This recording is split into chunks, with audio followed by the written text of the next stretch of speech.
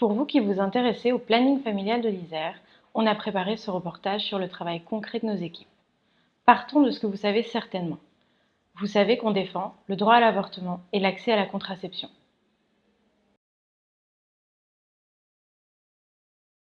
Ce que vous ne savez pas, c'est qu'on a une caisse de solidarité pour les IVG à l'étranger.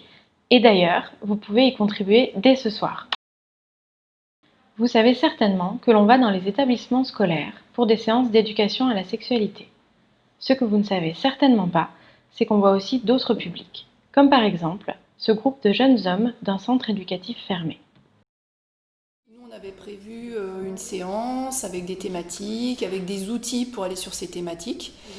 Et donc, on a complètement laissé tomber ce qu'on avait prévu pour s'adapter en fait à leurs remarques, à ce qu'ils amenaient, parce que c'était le seul moyen en fait d'instaurer du dialogue. Nous, on ne veut pas s'empêcher de faire le rappel à la loi, parce qu'on peut ne pas être d'accord avec une loi, mais elle existe. Donc, c'est bien de le rappeler. On ne peut pas rester uniquement sur le champ de la loi. Après, on va aussi sur le champ des représentations, parce que voilà, les filles, c'est toutes des putes, sauf ma mère et ma sœur. Donc, comment on peut aussi travailler à partir de ça ? 5-6 fois dans l'heure, ils vont répéter que oh, mais de toute façon, toutes les femmes, c'est des putes. Faut les cabosser, faut les défoncer. Ils vont répéter ça plusieurs fois. Et c'est dur, en fait, de recevoir ces mots et de les emmagasiner et de les entendre répéter. Après, nous, on aime bien aussi pouvoir prendre le temps d'aller plus loin. Il y a 3 séances avec le CEF. On a vu déjà entre la première séance où c'était très compliqué, en fait, du coup, de rebondir sur leurs questions parce qu'ils parlaient beaucoup entre eux. À la deuxième séance, on est reparti toujours de leurs questions et de leurs remarques, mais on a vu déjà qu'il y avait une écoute, que quand on posait des questions, ils répondaient. Et donc, ça montre une évolution en termes de relation entre nous et eux, entre la première et la deuxième séance. Et on a quand même abordé des sujets comme le plaisir, la virginité. On est allé sur ces questions-là, ça les a intéressés et on a pu avoir un échange sur ces questions-là. Donc je trouve que c'est quand même pas rien. Après, s'ils retiennent seulement que le planning familial peut être une ressource pour un certain nombre de questions, bah, c'est déjà pas mal. Vous savez qu'on est une association féministe militante. On communique, on manifeste et on se mobilise toute l'année. Mais on est aussi une asso d'éducation populaire. Ça veut dire quoi ? Ça veut dire qu'on associe nos publics à nos actions, comme le fait par exemple notre équipe de l'Interquartier pour préparer le festival Les Dérangeantes. Au total, je crois qu'on a eu une soixantaine de femmes. Est-ce que c'est pas un groupe, c'est un groupe ouvert? C'est un groupe ouvert, donc selon la thématique et selon l'activité, selon la thématique du débat et selon l'activité, s'inscrivent des femmes, en tous les cas c'est des femmes du quartier pour la plupart. Et puis qui participent à l'action. Oui. Et puis c'est un groupe qui a démarré avec Les Dérangeantes il y a 2 ans. Quand on avait projeté un film, il y avait beaucoup de présence. De ça, on a senti qu'il y avait quand même un dynamisme. Et les 4 un peu professionnels autour de cet accompagnement sur le quartier, qui sont quand même présents sur le quartier, on a décidé peut-être justement de se servir de ce groupe-là, de se servir de ce dynamisme pour peut-être le poursuivre et le travailler ensemble, entre habitantes et professionnels, sur les thématiques une fois par mois. Finalement, les autres pouvaient donner, donc finalement, elle a aussi pu, grâce au groupe, extérioriser cette colère qu'elle avait, parce que quand elle parle, elle aussi, elle dit, t'as qu'à rester avec lui, moi je l'ai eu quand il était jeune et tout, donc voilà, elle essaie aussi de ressortir, d'être... Donc aujourd'hui, si on récapitule, c'est notre 3e visionnage. Ouais, on a vu déjà Invisible. Les Invisibles, Aurore. Ouais. Et aujourd'hui, on voit Seule à mon mariage. Seule à mon mariage. Oh là là. Aujourd'hui, Les Invisibles, et je pense que quand on est sorti de leur job, la dernière fois, c'était quand même très très plombant. Et puis c'était sous-titré, donc en général, c'est pas des films qu'on propose quand il y a du sous-titrage, parce qu'il y a beaucoup de gens aussi qui viennent des ASL, des groupes sociolinguistiques, et qui sont qui connaissent peut-être parfois un peu l'écriture en français. Donc pour eux, c'est compliqué. Et du coup, celui-là était quand même plus... En tout cas, les femmes sont ressorties un peu plus dynamisées, avec plus de peps que les 2 premiers. Grâce à ce festival. Ouais. Oui, parce qu'on a fait des dérangeantes en même temps l'année dernière, toutes les deux. Ouais, c'est là qu'on s'est connus. On se connaissait pas. On se connaissait pas, et puis on a fait le voyage de Massacre. Mais oui, c'est ça, oui, ça, dis donc ça a bien embrayé alors. Ah, mais on a tout de suite cloqué. Ah, mais oui. Vous êtes bien placés? Oui, ça va. Sinon, je vous laisse le côté. Associer les femmes, c'est aussi leur donner une place dans l'histoire et dans la cité, comme lors de cette visite thématique de la ville de Grenoble.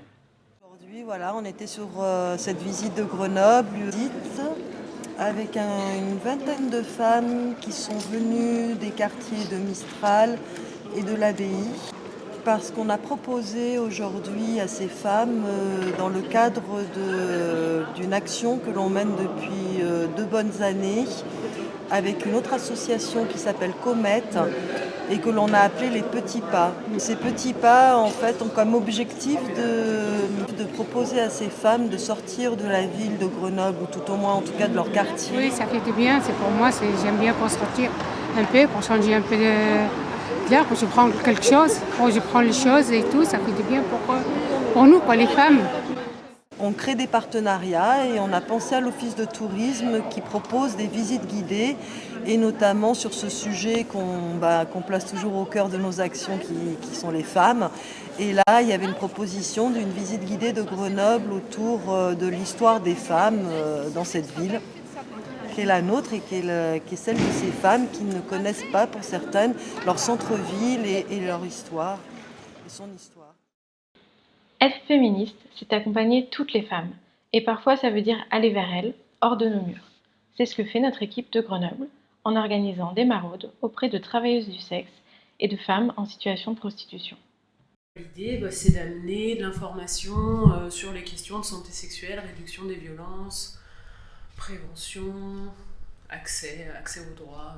Je prépare les pochettes qu'on distribue pendant les maraudes avec des préservatifs et du lubrifiant.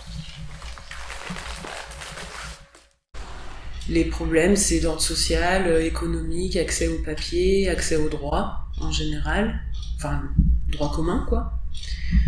Notamment certaines, je pense à une qui était aide-soignante et qui a eu un problème d'hypertension à l'œil. Son champ de vision s'est réduit, donc elle a plus pu travailler en tant qu'aide-soignante. Et donc elle s'est retrouvée à devoir se lancer dans le travail du sexe pour avoir une rémunération, quoi. Et financer une formation qu'elle fait par ailleurs. À chaque fois qu'on vient la voir, on l'avait déjà vu, elle est en train de bosser, fait une formation. Donc elle est toujours en train de travailler l'anatomie, des choses comme ça, sur son ordi, dans son camion. Puis ensuite, ce qui ressort aussi, c'est on retrouve les inégalités entre les femmes, on les retrouve là dans cette activité, c'est-à-dire celles qui sont dans les situations les plus précaires du point de vue des papiers, du logement, sont accusées par les autres de faire baisser les prix parce qu'elles acceptent des passes premier prix, sans préservatif, la totale sans préservatif, elles disent. Pour 20 €, alors nous, comment on fait? Les clients, ils arrivent, bah oui, mais ta voisine, elle fait ça, machin. Pourquoi pas toi? Donc ça crée en fait des tensions entre les communautés, et donc une désolidarisation, quoi. Certaines parlent de la loi de pénalisation, d'autres non. Certaines font le lien, d'autres non. Certaines sont contentes de la loi de pénalisation qui les protège, d'autres disent que ça les expose plus et que ça raréfie le travail. Déjà, l'accueil sans jugement et sans moralisme, je pense que ça joue beaucoup. C'est arrivé et ça arrive qu'elle me pose la question, mais si je viens au planning, est-ce que je vais être jugée sur mon travail? Donc non, c'est pas comme ça qu'on travaille. Est-ce que les gens vont être gentils? Oui, normalement, on espère quand même. Donc je pense que c'est important cette approche qu'on a de partir de la personne et de ses besoins. Et aussi, si le problème c'est pas le travail du sexe, et ben bon, on va pas amener ça comme un problème, c'est selon ce qu'elles en disent, quoi. Parce que si elles viennent, c'est plutôt pour des consultations médicales, donc elles passent pas forcément par les conseillères. Au planning, on reçoit un public pour qui l'accès à d'autres médecins, d'autres professionnels de santé est compliqué, et c'est tout l'intérêt de travailler au planning. Et on reçoit un certain nombre de femmes en consultation qui n'auraient pas accès à des consultations de gynécologie, en dehors du cadre du planning et notamment de la gratuité des consultations, des examens. Et ça, c'est vraiment quelque chose qui est intéressant comme pratique. Il faut que ces femmes, elles aient l'information, et ça, c'est tout le travail de réseau, d'aller vers, de partenariat avec les associations qui sont en contact avec des femmes plus vulnérables, pour qu'elles aient l'info. Ça, c'est de la pratique militante, c'est de la pratique à un sens. Et je suis heureuse que ce soit une pratique vers laquelle on aille de plus en plus et qu'on cherche à la développer parce que c'est notre cœur de métier.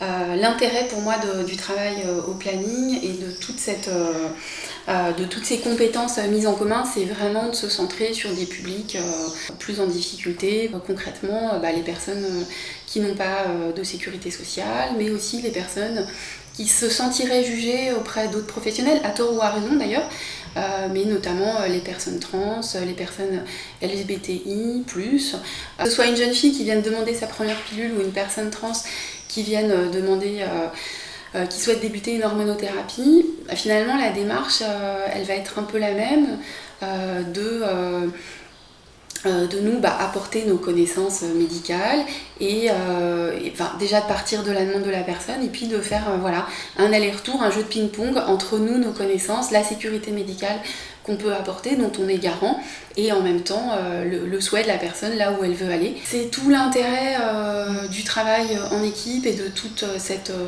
formation, co-formation, réflexion collective qu'on peut avoir.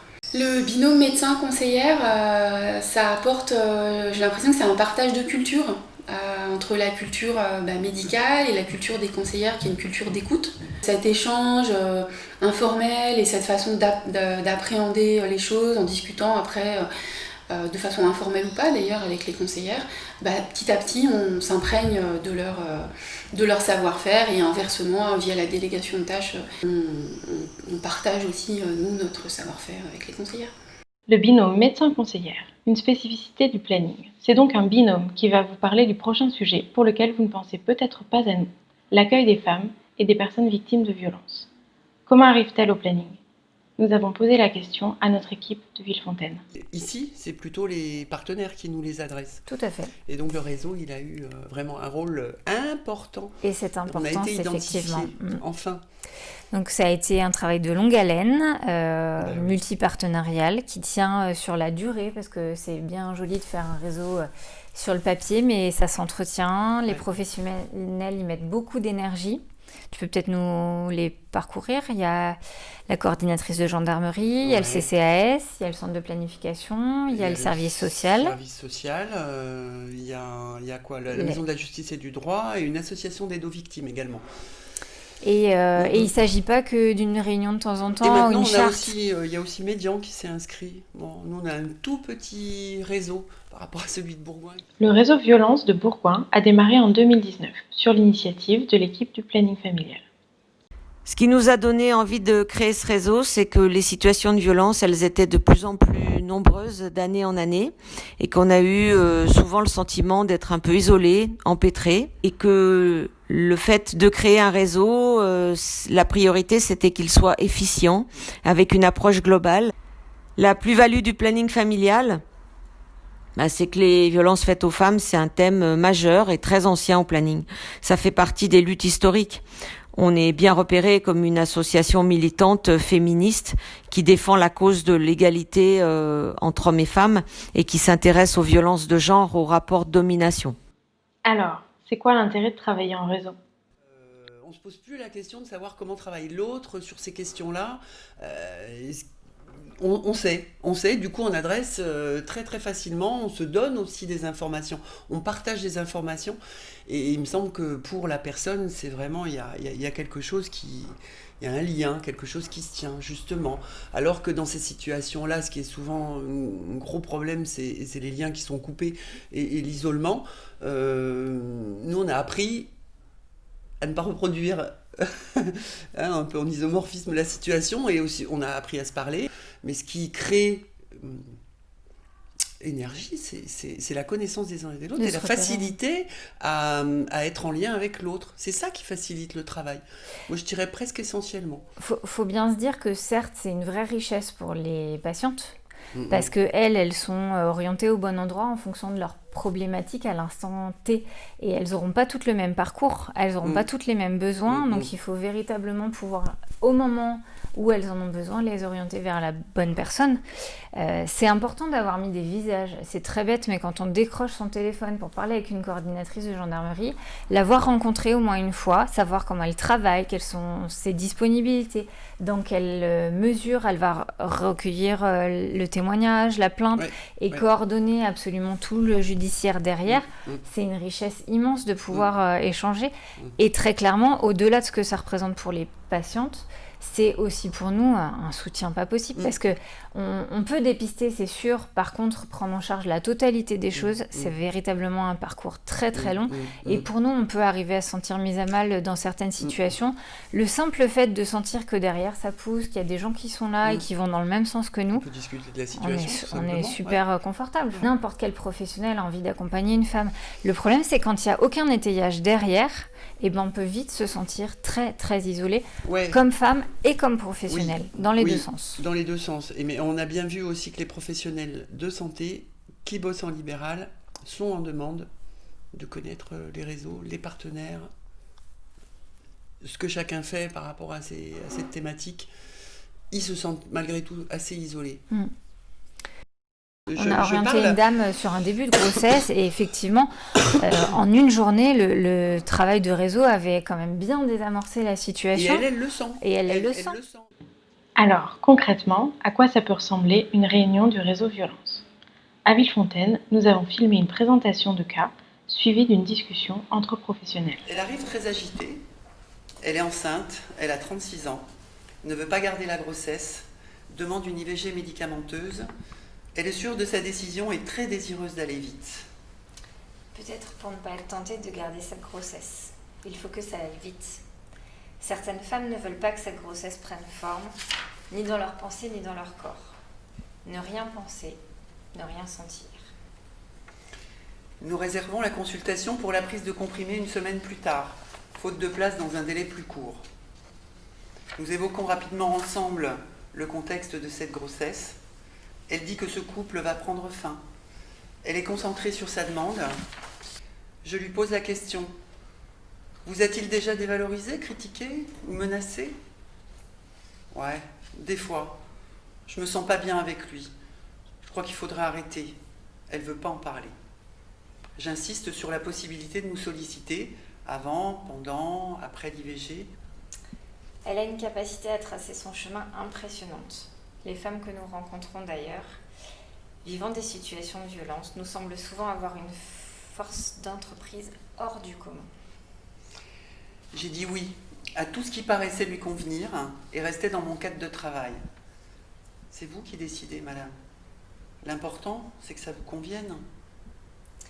Ce qui était en train de se passer dans ces divers temps d'échange va prévaloir à tout ce qui se passera par la suite. Tu as construit une relation qui a fait alliance, et c'est pour cela, et ça paraît important, qu'une parole en émerge.